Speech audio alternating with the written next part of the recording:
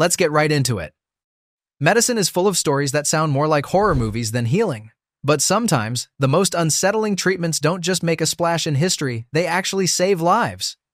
From maggots to lobotomies, let's dive into the strange world of disturbing medical practices that, against all odds, really worked.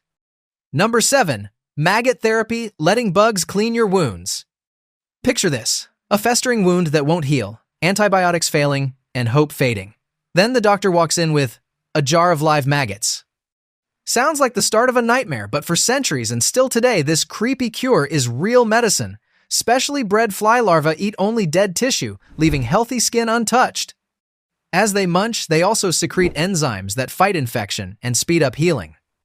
Maggot therapy was rediscovered during World War I, when surgeons noticed that soldiers whose wounds were colonized by maggots actually fared better. Now, in the age of antibiotic resistance, this stomach-churning solution is making a comeback in hospitals. So next time you hear about a gross medical breakthrough, remember, nature's weirdest helpers might be waiting in the wings. Number 6. Trepanation, drilling holes in your skull. Long before MRIs or modern neurosurgeons, ancient healers in cultures from Peru to Greece used a technique that looks like pure horror, drilling holes into the skull, sometimes with stone tools. It's called trepanation. The goal? Relieve pressure from head injuries, seizures, or evil spirits. Archaeologists have found skulls with multiple trepanations and evidence the patients survived, bone regrowth and all. In some cases, it likely saved lives from swelling brains or infections.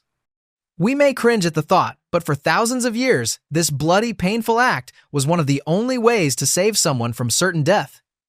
If a medical treatment looks wild today, just imagine how desperate someone had to be to let it happen and how much hope they put in those early healers. Number 5. Fecal transplants, the cure nobody wants to talk about. Let's be real. Transplanting someone else's gut bacteria doesn't sound like a treatment, it sounds like a prank. But for people with stubborn gut infections like C. difficile, fecal transplants are a real lifesaver. The procedure is simple but counterintuitive. Healthy donor stool is transferred to the sick patient, restoring a balanced microbiome and banishing bad bacteria that nothing else can kill.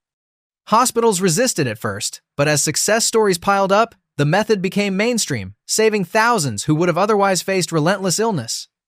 The idea of sharing microbes may still be gross, but modern medicine has learned to respect what's living inside us.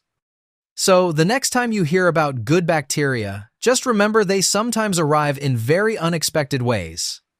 Number 4. Electroconvulsive therapy, ECT, electricity for the mind.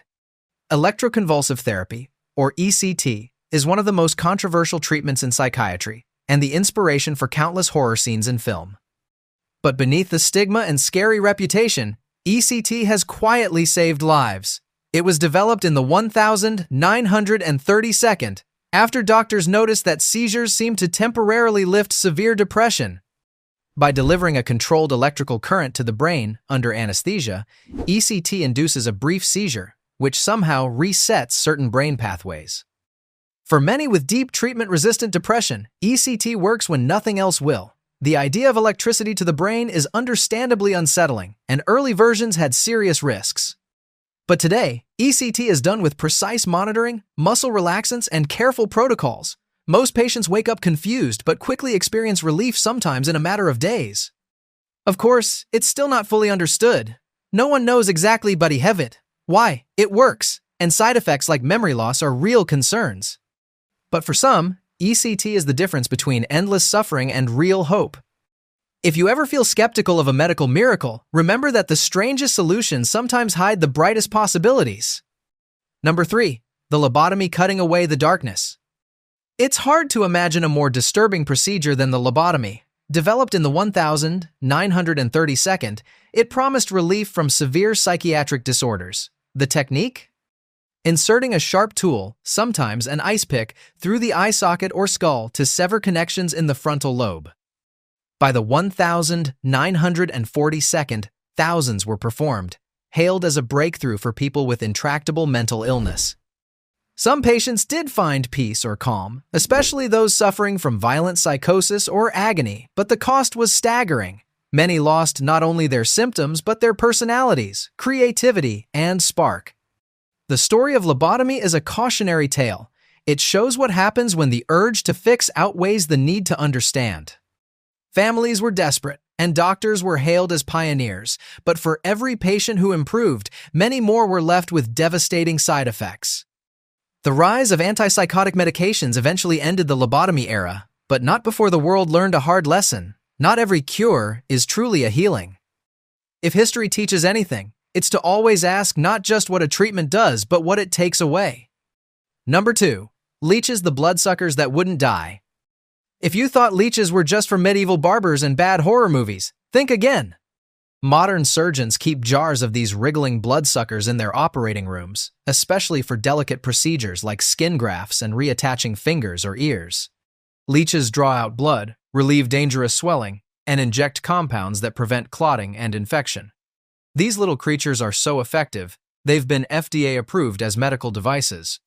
It's a rare case where a medieval treatment never really went away because it still works when other methods fail. Sometimes, the best tools are the ones nobody wants to talk about except the people they save. Number 1. Insulin shock therapy. Dangerous doses to save a mind. Imagine a time when mental illness was considered untreatable, a lifetime sentence. In the 1922nd and 32nd, psychiatrist Manfred Fecal introduced insulin shock therapy.